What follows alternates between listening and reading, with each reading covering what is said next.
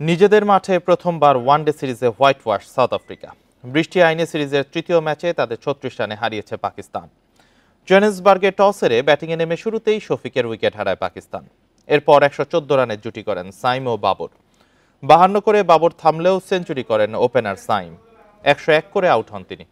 এরপর রিজওয়ান ৫৩ ও সালমানের ৪৮ রানে ৯ উইকেট হারিয়ে ৩০৮ রান তোলে অতিথিরা। বড় রান তারায় নিয়মিত বিরতিতে উইকেট হারিয়ে চাপে পড়ে সাউথ আফ্রিকা। আশা জাগিয়ে ক্লাসেন ৮১ করে আউট হলে ম্যাচ থেকে ছিটকে যায় প্রোটিয়ারা। শেষ পর্যন্ত ২৭১ রানে গুটিয়ে যায় স্বাগতিকদের ইনিংস। ম্যাচ সেরার পাশাপাশি ম্যান অব দ্য সিরিজও হয়েছেন পাকিস্তান ওপেনার সাইম আইয়ুব।